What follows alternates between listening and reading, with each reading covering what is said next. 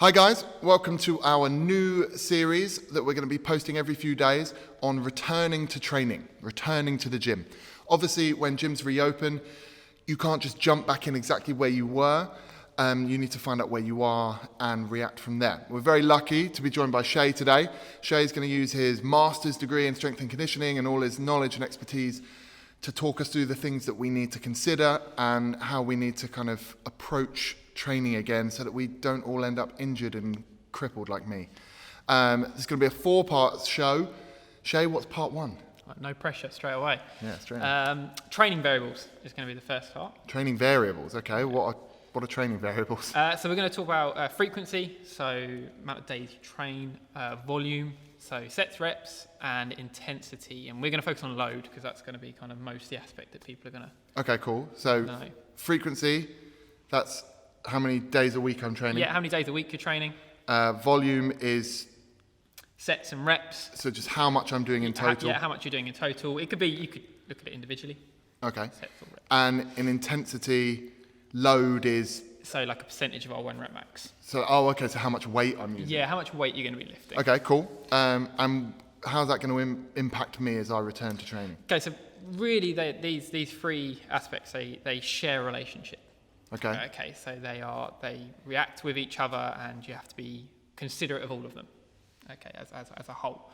But so frequency is probably something that we can cover quite quickly because generally returning to training, even if you've been lucky enough to train during lockdown or you haven't and you've only been able to do the odd bit or not a lot, you can probably return back to having a similar frequency to what you did before.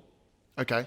That shouldn't impact too much, and that'd be a good standpoint to go back towards training. Think about when you first ever joined a gym. You didn't, you might have a really bad DOMS after the first time you went, but you would still train at a similar frequency to what you would have done if you hadn't done anything. Okay. You might just come in and gone straight to be doing 4 days a week or 5 days a week. Yes. Yeah. So that can stay the same. So frequency, I can come to the gym as often as I used to before. Yeah. Essentially. Yes, yeah, definitely. That's something you can do. Okay, great. That's nice. So I keep that the same. Yep, keep that one the same. Beautiful. You don't have to really think about that too much. The things that's going to impact that, as long as the only reason you don't have to think about that too much is if you make sure you adjust the other 2. Right, okay. Because they share a relationship. Yes, okay. exactly. So volume, we'll probably have to reduce.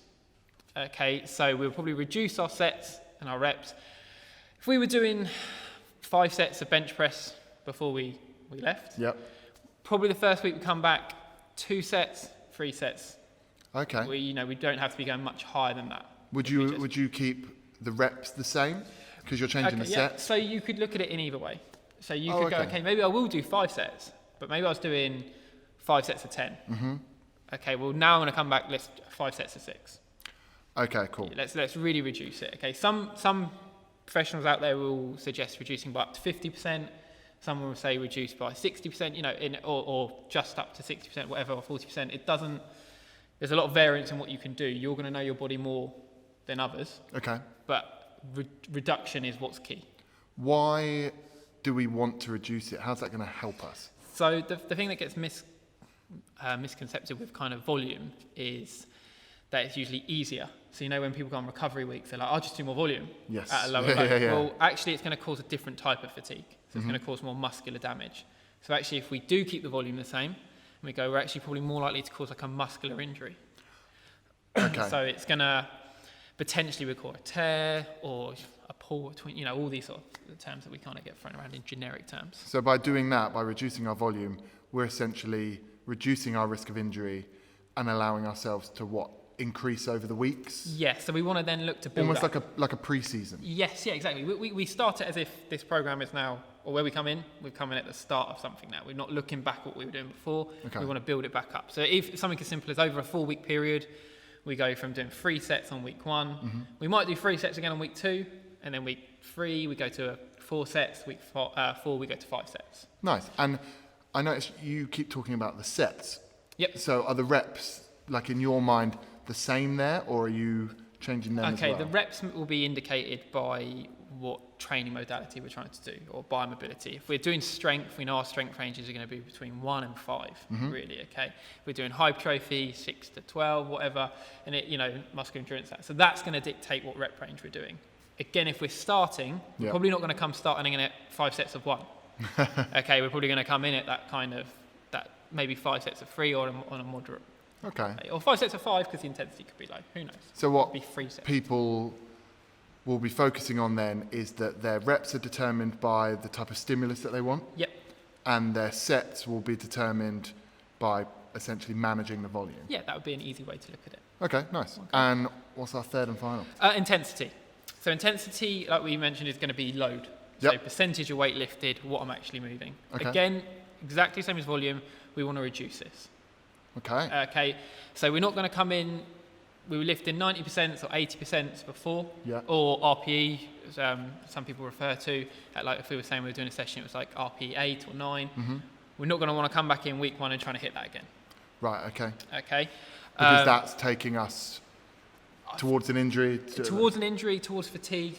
Now we're talking about the difference in intensity-driven sessions is fatigue tends to not be so much muscular, but central nervous system, or tendon-driven even, joint kind of angles are going to be affected by that, or kind of our joint health is going to be affected more by those straight away than actually our muscular kind of function. That makes sense. So we want to still reduce that. Again, depending on the profession you look at, or the professional you look at, it could be up to 50%. Wow, okay. And what you're doing. The one thing that I would say with that is depends on the type of training you do again. So if you're a weightlifter, Olympic weightlifter like myself, you know, if we reduce to 50%, well, the whole exercise changes. Yeah, okay. So think about what would be a technique-driven percentage for weightlifting. Is that because you're thinking it's changing a full into a power, or? It changed the movement position, yeah. It could change everything. Okay. Change your effort in those movements. Okay. Okay. If you're a power lifter, probably similar. You know, you're not going to reduce all the way down in terms of that whole 50% jump. But maybe if you're doing, like if you're just into bodybuilding or something like that, that's got that muscular element. Yes. So you probably are going to reduce a lot lower. Oh, okay. Start back off again.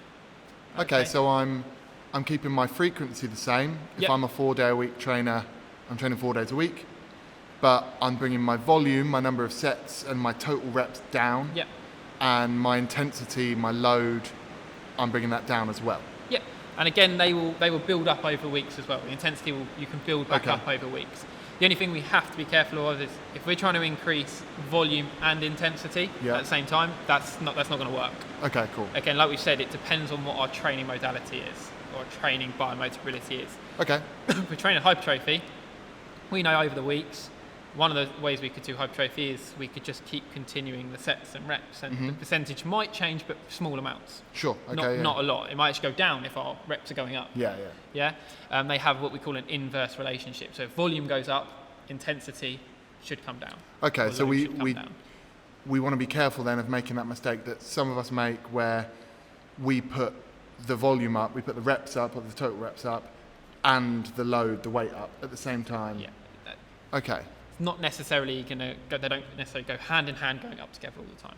Okay, and what's interesting there is that those principles seem to be the same no matter what style of training I'm doing. Exactly, yeah. Amazing. So, part 1, training variables.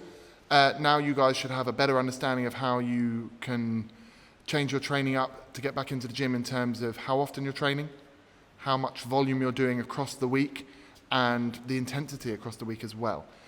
See you next time for part 2.